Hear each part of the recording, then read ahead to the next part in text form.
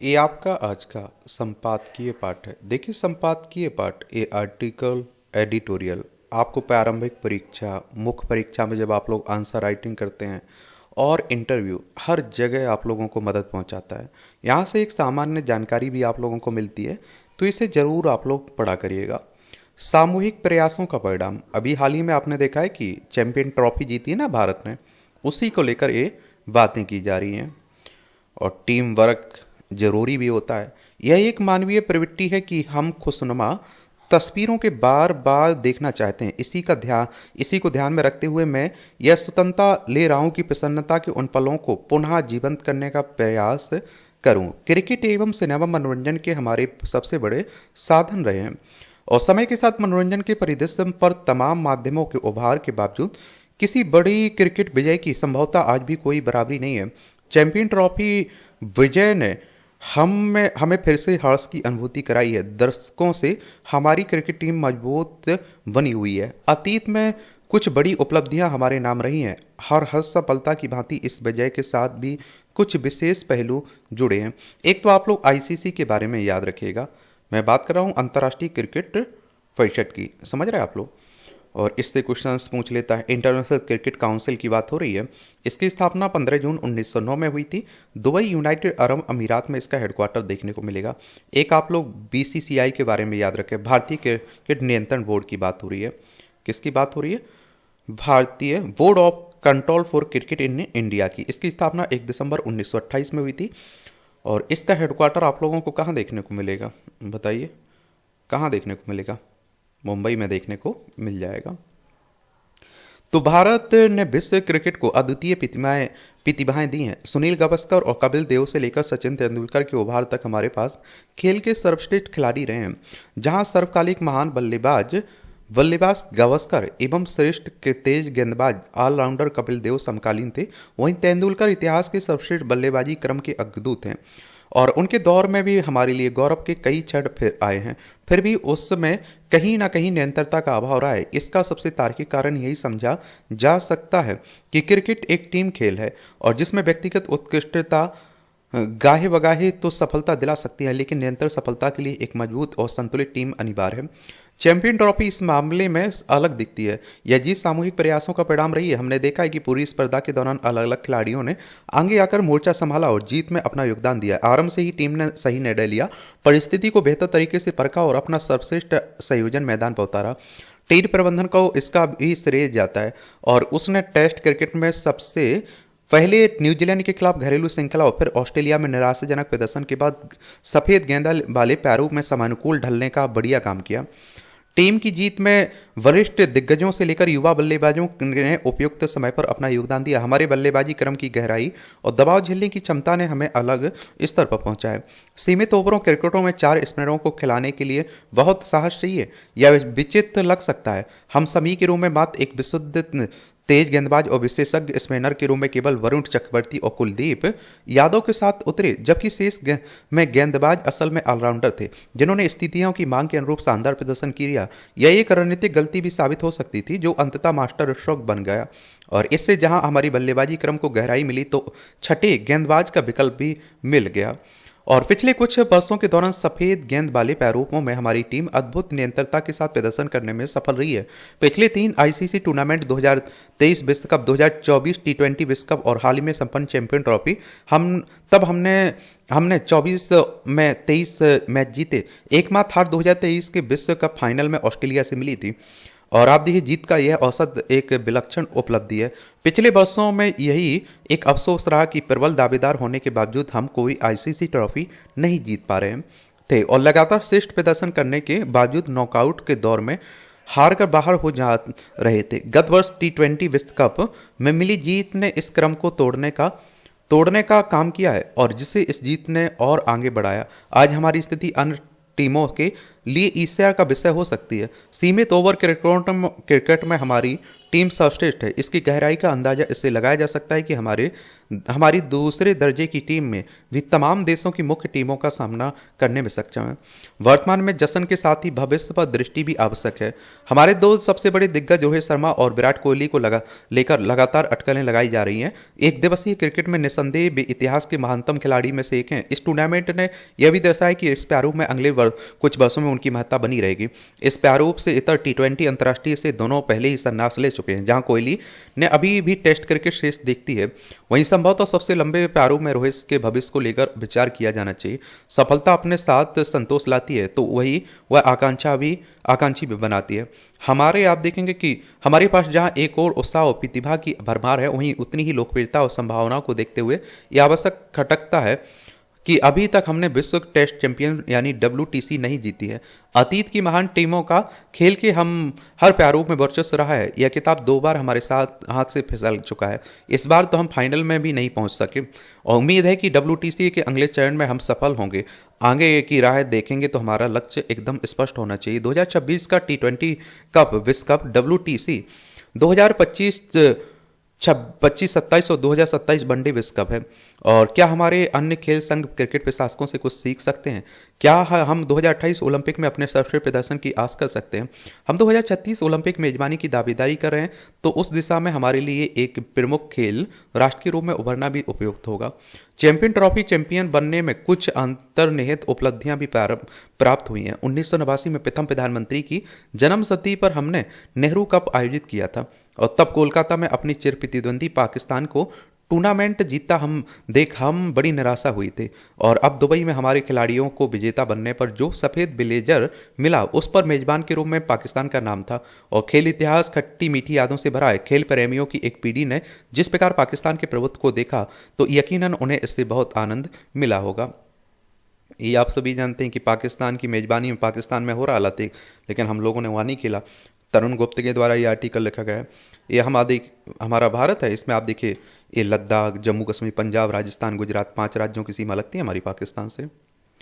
औरंगजेब से त्रस्त INDI, ये सब आप देखिए विपक्षी गठबंधन जब तक छदम सेकुलरिज्म से चिपका रहेगा तब तक अबू आजमी जैसे नेता उसके समक्ष संकट खड़ा करते हैं। अभी हमारे देश में आप देखते हैं कि औरंगजेब को लेकर जो राजनीति हो रही है उसी को लेकर बातें की जा रही हैं। तो चलिए ये सब देखना हो तो देख सकते हैं, खूब राजनीति होती है इस तरह के मुद्दों पर।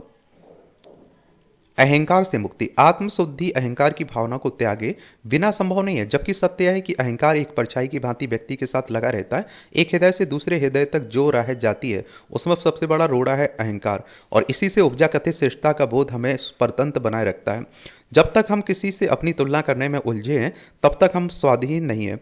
अनजाने ही हमने अपने लिए एक सापेक्षता गढ़ ली है और हर क्षण स्वयं को श्रेष्ठ समझने या सिद्ध करने में जीवन के अमूल्य समय को नष्ट करने में लगे हैं। अहंकार का त्याग कठिन है, किंतु यदि छोटे से प्रयासों से कुछ सीमा तक चित्त शुद्धि संभव है। कुछ उपायों का निरंतर अभ्यास करना पड़ेगा, जैसे कि प्रथमता दूसरों के साथ सहानुभूति का व्यवहार करना। आज जिस भली स्थिति में आप हैं कल दूसरा भी वही होगा। आप आगे नहीं हैं, बस आपने थोड़ा पहले यात्रा शुरू कर दी। अहंकार को तिरोहित करने के लिए दूसरा आवश्यक बिंदु है कृतज्ञता। ईश्वर प्रदत्त हर सुख के लिए आभारी रहे। कर्मों का सफल अहंकार को पोषित करने के लिए नहीं दिया गया। हमें हर उस व्यक्ति के प्रति भी आभारी होना चाहिए जो हमारे जीवन में आया। अच्छी या बुरी जैसी भी सीख हमें मिली हमारे व्यक्तित्व के विकास में सहायक बनी है। तीसरा आवश्यक बिंदु है सेवा। सेवा ना तो उपकार के भाव से हो, ना ही दास भाव से हो। मात्र आप देखते हैं कि सखा भाव हृदय को आलोकित करे। यह समझकर कि मैं एक पायदान ऊंचे पर था, मैंने हाथ पकड़कर अपने एक मित्र को भी ऊपर बुला लिया। मुक्ति के मार्ग पर हम सब सहयात्री ही तो हैं। कल किसी के हाथ और साथ की आवश्यकता हमें भी होगी। मुझे अहंकार है यह स्वीकार करना, फिर यह भाव लाना कि मैं इसे कम करने का प्रयास कर रहा हूँ। यह प्रगति का सूचक है। अच्छा कॉलम लिखा जाता है, पढ़ा करिए, देखा करिएगा ऐसे। ये आप देखिए व्यर्थ का शोर, मतदाता सूची में गड़बड़ी, मतदाता पहचान पत्रों के क्रमांक में दोहराव को लेकर संसद में हंगामा जारी है। मैंने कहा ना कि संसद की जो कार्रवाई होती है इस पर पानी की तरह पैसा बहाया जाता है और वो पैसा आपका हमारा होता है। लेकिन आप देखते हैं कि हमारी संसद में कोई सार्थक चर्चा ही नहीं हो रही है। वो हंगामा करते हैं, वो हंगामा करते हैं। और मैं कहना कहा नहीं कि 1 पर 11 हैं दोनों, सभी पार्टियां आप देखिए, सत्ता पक्ष हो चाहे विपक्ष। और आप देखिए, लेकिन इससे कुछ हासिल होने वाला नहीं है। इन मुद्दों पर हंगामा करने के बजाय इस पर गंभीरता के साथ विचार विमर्श होना चाहिए कि मतदाता सूची की कथित गड़बड़ी कैसे रोकी जाए। लेकिन सबसे पहले यह स्पष्ट होना चाहिए कि मतदाता सूचियों में कैसी गड़बड़ी होती है। क्या विपक्षी दलों की ओर से जैसी गड़बड़ी की शिकायत की जा रही वैसे वास्तव में हो रही भी रही है? यह प्रश्न इसलिए क्योंकि कुछ विपक्षी दल यह साबित करने की कोशिश कर रहे हैं कि केंद्र सरकार के दबाव में चुनाव आयोग जानबूझकर त्रुटिपूर्ण मतदाता सूची बना रहा है ताकि भाजपा और उसके सहयोगी दलों को चुनाव में लाभ मिल सके। मतदाता सूची तैयार करने का काम चुनाव आयोग करता है। इसके लिए वह जिस सरकारी मशीनरी का सहारा लेता है उस पर राज्य सरकारों का नियंत्रण होता है। यदि विपक्ष यह कहना चाहता है कि गैर भाजपा शासित राज्यों में भी सरकारी मशीनरी चुनाव आयोग के दबाव में गलत मतदाता सूचियां तैयार करती है तो इस पर यकीन नहीं किया जा सकता है। मतदाता सूचियों में गड़बड़ी का सवाल उठाकर विपक्ष लोगों का ध्यान खींचने में इसलिए नाकाम है क्योंकि एक तो वह कोई पुष्ट प्रमाण सामने नहीं रख पा रहा है, दूसरा यह साबित करने की अतिरिक्त कोशिश कर रहा है कि चुनाव में धांधली होती है। वह चुनाव में धांधली का शोर मचाते हुए हरियाणा महाराष्ट्र के चुनाव नतीजों का तो उल्लेख कर रहे हैं लेकिन जम्मू कश्मीर झारखंड के जिक्र करने से बच रहे हैं। क्या हुआ है, यह कहना चाहते हैं कि जहां जहां उसको उसकी पराजय मिलती है वहीं वहीं धांधली होती है। समस्या केवल यह नहीं है कि विपक्षी दल चुनाव आयोग को बदनाम करने में लगे हैं, बल्कि यह भी है कि वे अपने मनगढ़ंत आरोपों के सहारे चुनावी प्रक्रिया को लेकर लोगों के मन में संदेह पैदा करने का काम कर रहे हैं। क्षुद्र राजनीति आप देखेंगे, ये राजनीतिक स्वार्थी के लिए चुनाव प्रक्रिया को लेकर लोगों के मन में संदेह के बीज बोना लोकतंत्र विरोधी आचरण ही है। यह किसी से छिपा नहीं कि विपक्षी दल जब तक ईवीएम का विरोध करने के लिए आगे आ जाते और यह जानते हुए कि मंत्र पत्रों के जरिए चुनाव कराने की मांग करने लगते हैं, उनसे कितने बड़े पैमाने पर धांधली होती थी।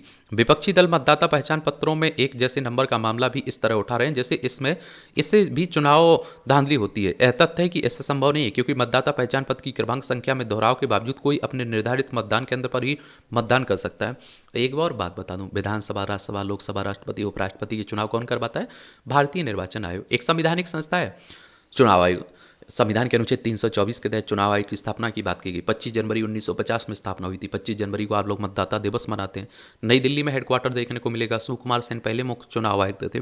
आपको पता है कि देखिए ईवीएम के जो आजकल विपक्ष विरोध कर रही ना, एक समय बीजेपी भी विरोध करती थी। मैंने कहा ना कि सत्ता पक्ष में आप रहते हैं तो कुछ और विचार रहते हैं और जब विपक्ष में आप रहते हैं तो आपके कुछ और विचार हो जाते हैं। इसलिए मैं कहता हूं कि थोड़ा आप लोग ध्यान रखा करिएगा।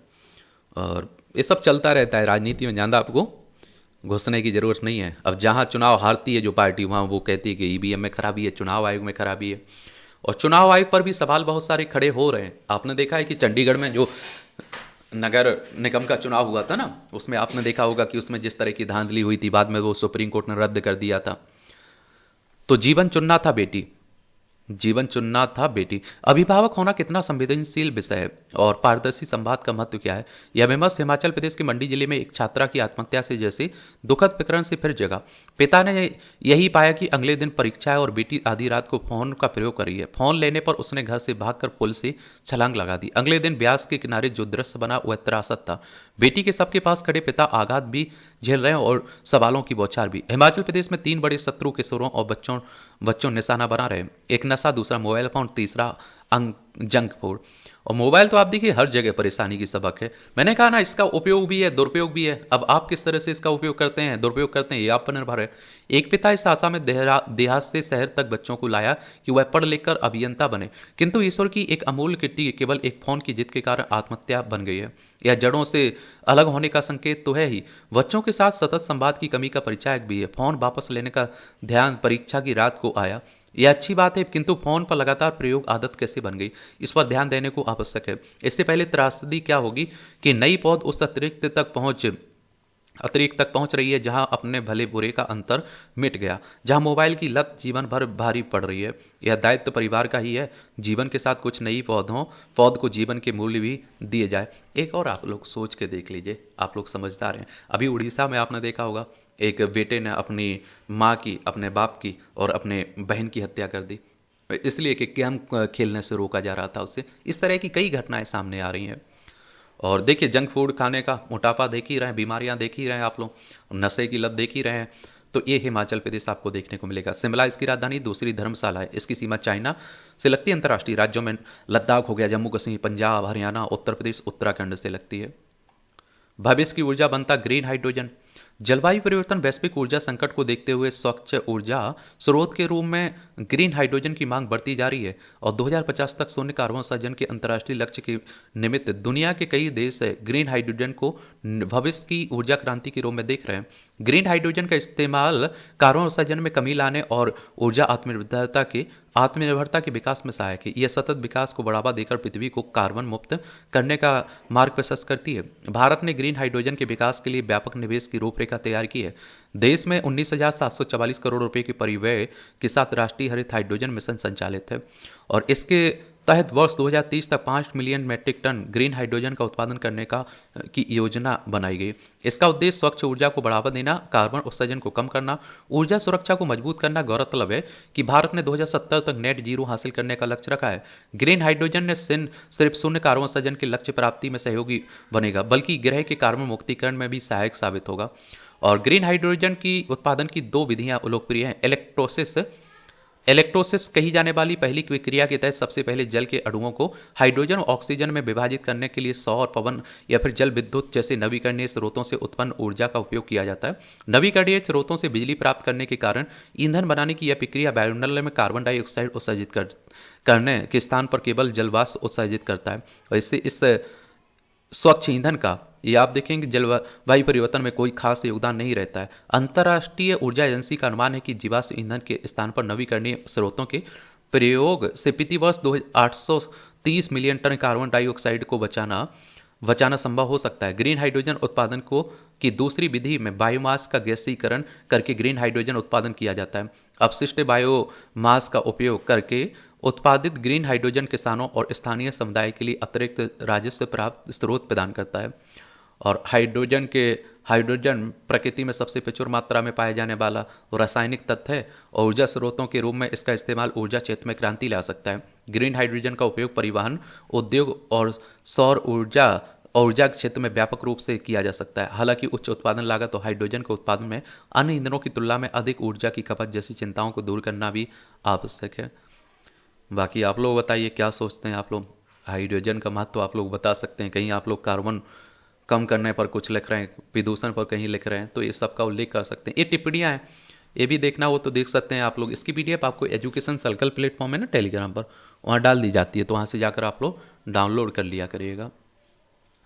अंतरिक्ष के क्षेत्र में निजी कंपनियां, हमारी अंतरिक्ष एजेंसी कौन सी है? ISRO, Indian space research organisation, भारतीय अंतरिक्ष अनुसंधान संगठन। 15 अगस्त 1969 में इसकी स्थापना हुई थी। बेंगलोर कर्नाटक में इसका हेडक्वार्टर देखने को मिल जाएगा आपको। वैसे आप लोग देखें, वैसे तो भारतीय अंतरिक्ष अनुसंधान संगठन बीते एक दशक से अपने बहुत से कार्यों में निजी कंपनियों का सहयोग लेता रहा है। अंतरिक्ष की सहयोगी तकनीक और रॉकेट आदि से जुड़े कलपुर्जों के निर्माण और सप्लाई के लिए इसरो ने काफ़ी पहले ही निजी भारतीय कंपनियों से सहयोग लेना शुरू कर दिया था।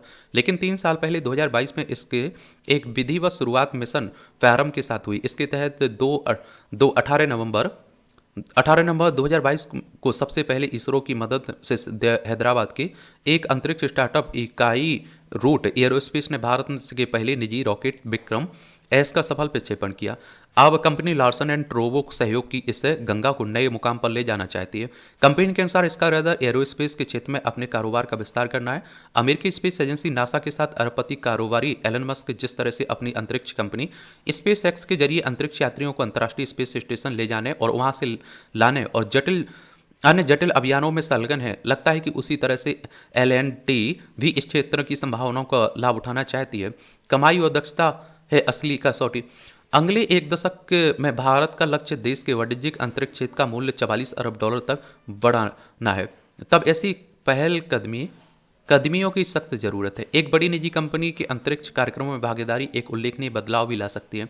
हालांकि इसमें क्षेत्र विशेष में दक्षता की भी बड़ी भूमिका है। अभिप्राय यह है कि अगर L&T को इस सहयोग के लिए चुना जाता है तो इसमें उसकी विशेषज्ञता और कारोबार के आकार को भी मुख्य भूमिका रहेगी। उल्लेखनीय है कि कमाई के हिसाब से भारत की रक्षा उद्योग में L&T की गिनती सबसे बड़ी निजी कंपनियों में होती है। यह नहीं है तमिलनाडु के कोयम्बटूर में सरकारी कंपनी हिंदुस्तान एरोनॉटिक्स लिमिटेड के साथ मिलकर यह कंपनी इस समय PSLV यानी ध्रुवीय उपग्रह प्रक्षेपण यान का निर्माण भी कर रही है। निजी कंपनी के सहयोग से बनने वाला यह देश का पहला अंतरिक्ष यान यानी PSLV होगा। इसरो के लिए PSLV की प्रतिष्ठा लगभग वही है जो अमेरिकी स्पेस एजेंसी के लिए एलन मस्क की कंपनी द्वारा बनाए जा रहे फाल्कन 9 रॉकेट की है। अंतरिक्ष में निरीक्षण पर सवाल। यहाँ एक अहम सवाल है कि आखिर क्या अंतरिक्ष अन्वेषण और पर्यटन जैसे बेहद कठिन और संवेदनशील अभियानों में निजीकरण को बढ़ावा दिया जा रहा है। इसका एक पहलू इससे समझा जा सकता है कि अंतरिक्ष कार्यक्रमों का एक उद्देश्य वैज्ञानिक और राष्ट्रीय हितों जैसे सुरक्षा, मौसम संबंधी जानकारी जुटाना आदि है का पोषण करना होता है, और इसमें राष्ट्र सुरक्षा जैसे अत्यंत संवेदनशील मुद्दे भी शामिल होते हैं, जिसमें कोई भी चूक बहुत बड़ा नुकसान कर सकती है। जहां तक राष्ट्रीय सुरक्षा का प्रश्न है तो इसका उत्तर यह है कि अव्वल तो ये ऐसे नाजुक मसलों में किसी निजी कंपनी का दखल नामुमकिन होता है, क्योंकि उन्हें सिर्फ वही काम सौंपने की योजना है जिसमें किसी संवेदनशील सूचना का आदान प्रदान जरूरी नहीं है। बल्कि इस साझेदारी के दो अलग उद्देश्य हैं। पहला वैश्विक अंतरिक्ष बाजार का दोहन करना, दूसरा सरकारी महंगे अंतरिक्ष कार्यक्रमों के संचालन के लिए बाहरी पूंजी हासिल करना, ताकि देश अपने आर्थिक संसाधनों का आम जनता से जुड़े अन्य महत्व की योजनाओं में इस्तेमाल कर सके। अनुमान है कि अगले 10 साल में वैश्विक अंतरिक्ष बाजार 160 अरब डॉलर तक पहुंच सकता है। भारत सरकार की मंशा है कि इसमें हमारे देश की हिस्सेदारी 44 अरब डॉलर या इससे भी अधिक हो सके। फिलहाल यह हिस्सेदारी सिर्फ 13 अरब डॉलर है, जो अंतरिक्ष बाजार के मूल्य को देखते हुए बहुत कम है। इस हिस्सेदारी में बढ़ोतरी दो चीजों पर निर्भर करती है। पहली, भारत उपग्रह प्रक्षेपण और सुदूर अंतरिक्ष अन्वेषण का काम उसी दक्षता और कामयाबी की ऊंची दर के साथ कर सके जैसे नासा या अन्य यूरोपीय स्पेस एजेंसियां करती हैं। दूसरी, भारत एक काम बेहद प्रतिस्पर्धी कीमत पर करता रहा है। गौरतलब है कि इन दोनों ही मोर्चों पर इसरो का रिकॉर्ड शानदार रहा है। बेहद कम कीमत पर और सर्वाधिक सफलता की दर से उपग्रहों के प्रक्षेपण के बल पर इसरो आज इस बाजार का सबसे ताकतवर खिलाड़ी है। निजी कंपनियों की साझेदारी से इसरो के विस्तार और कमाई दोनों में भरपूर इजाफा संभव है। खर्च घटाना भी एक मकसद है। तो आप देखेंगे भारत और इसरो के लिए राजस्व कमाने का एक और जरिया उपलब्ध हो रहा है।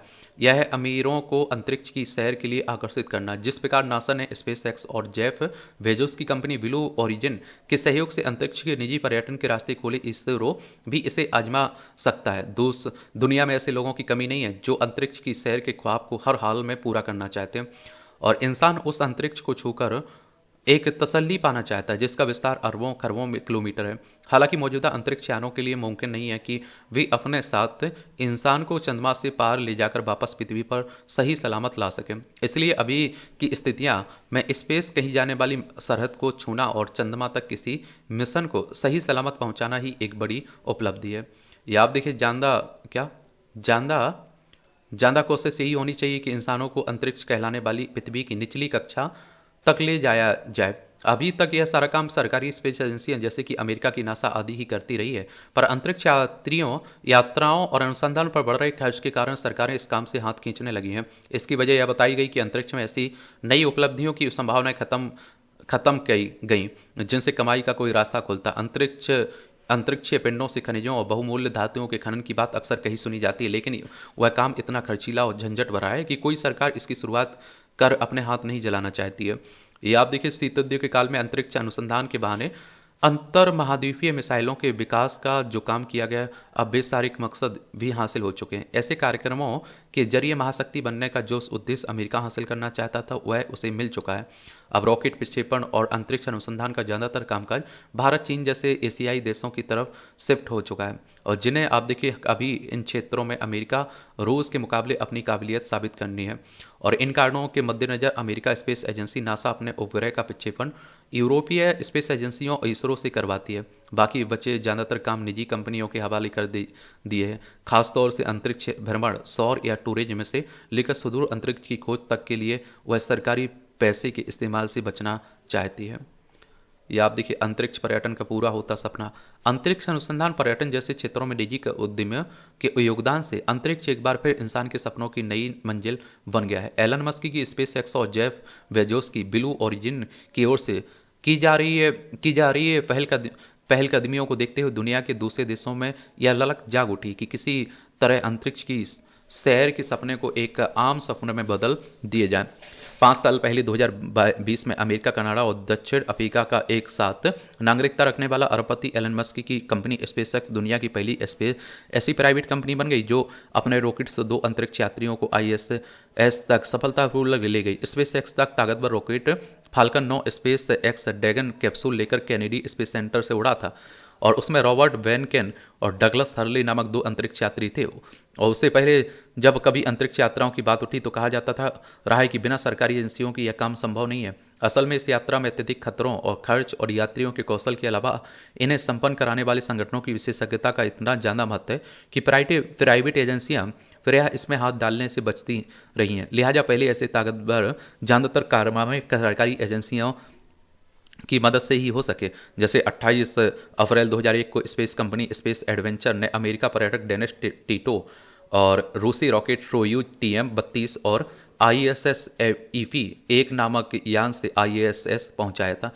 टीटो दुनिया के ऐसे पहले टूरिस्ट बने जिन्होंने पैसे खर्च करके अंतरिक्ष की यात्रा की थी। दावा किया जाता है कि टीटो ने उस यात्रा के लिए $20 मिलियन चुकाए थे। टीटो के बाद दक्षिणी अफ्रीकी व्यवसायी मार्क शटलवर्थ 25 अप्रैल 2002 को, अमेरिकी पूंजीपति ग्रेग ऑल्सन 1 अक्टूबर 2005, ईरानी मूल की पहली महिला अनुसे अंसारी 18 सितंबर 2006 को, एक सॉफ्टवेयर आर्किटेक्ट चार्ल्स सेमोनी 7 अप्रैल 2007 ने पैसे खर्च करके अंतरिक्ष की सैर का आनंद लिया है। निजी तौर पर स्पेस भ्रमण को जाने वाले लोगों में प्रयास सभी बेहद दौलतमंद थे। अब देख रहे हैं पर्यटन के लिए अंतरिक्ष में भी जा रहे हैं लोग। ये आप देखिए राजनीति की बातें हो रही हैं। ये भी आप देखिए इतिहास की ना हो गलत व्याख्या औरंगजेब जैसे शासकों का महिमा मंडन करने से हम उन अत्याचारों को नज़रअंदाज कर देते हैं जो उसने हमारे समाज पर किए। ये मुझे लगता है कि आप लोगों को एक तरह से याद रखना चाहिए कि एक तरह से आप देखेंगे, आप लोगों ने इतिहास में औरंगजेब के बारे में पढ़ा होगा और आजकल हमारे देश में खूब औरंगजेब को लेकर बातें हो रही हैं। भारतीय समाज में प्रतीकों का एक महत्वपूर्ण स्थान है। ये प्रतीक ऐतिहासिक, सांस्कृतिक और धार्मिक। ये आप देखिए आकाश अवस्थी हैं, सहायक क्षेत्रीय निदेशक हैं, इनके द्वारा ये आर्टिकल लिखा गया है।